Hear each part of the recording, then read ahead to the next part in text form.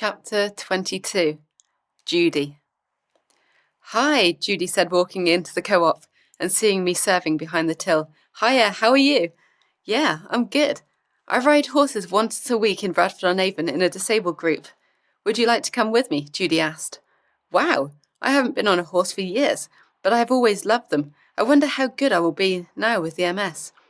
I wasn't good, and again the MS was completely in charge of all of my limbs and my balance.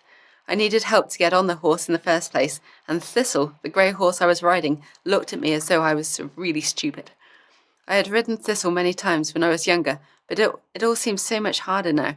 We walked around the manege first, and my confidence increased a little, but when the instructor asked for a trot, I had a sharp reminder that I was no longer able.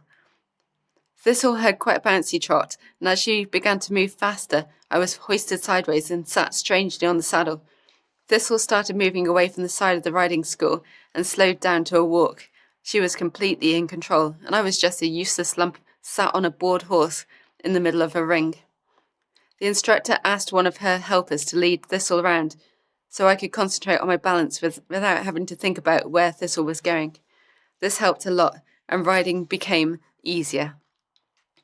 I was eventually allowed to control the horse on my own again, and we started concentrating on basic dressage skills. Judy was very good at riding, even though she had to have one of her legs amputated because of cancer, but she had no issues with balance. Judy has been a great inspiration to me. Judy came to my house every Monday to pick me up for riding. We chatted happily on the drive there. Judy told me all about her wonderful family and her 4 children, and I told her about my life as a swimmer and then getting sick. Judy explained that she had to have her leg amputated when she got cancer in it. This was a shock, as I didn't think anybody else got sick, just me. This was a reminder that I was just a pawn in the game of life, and I started thinking more about other people and what they were doing in their lives and how they were feeling. Judy taught me a lot about attitudes to disabled people and about life as a disabled person. She was very strong. There was a guy who rode with us, and he always grinned at us when we went horse riding, but he was very disabled and needed help with every part of riding. I decided to find out what was wrong with him. Judy smiled nicely at me before saying, "Stephanie, he has progressive MS." It felt as though somebody had kicked me in the stomach. Am I going to be like this when I'm older? The doctors had always said that I got MS very young and that I will be in a wheelchair by my 5th year of having MS. Will I have progressive MS before I am 20? This is not fair. The friendship between Judy and I increased, and I depended on her strength every time I saw her. I was so proud to know her. On the drive to riding one morning, we were talking, and Judy said that if she got cancer again, she would die. Of course, I jumped in and said, "No way, you are well now, you are not going to get cancer again." But the doubt was there. I should have known when she had mentioned it that something was wrong.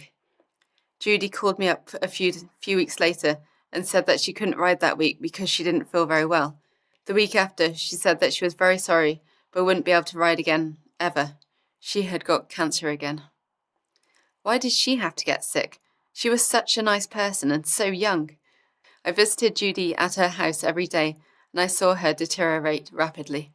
After seeing her, I would go home and cry. Life is so cruel. Judy died of cancer, as she had foreseen, and the loss in my heart was extreme. I prayed to God and asked all the questions. Why do people die?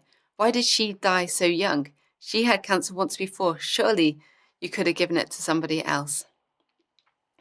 Judy's funeral was jam-packed with her friends. I cried loudly the whole way through.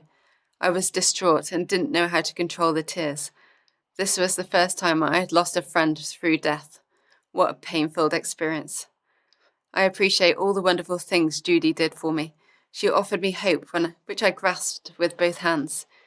In her own way, she was a guardian angel, and I will remember her fondly forever. Thank you, Judy, for everything.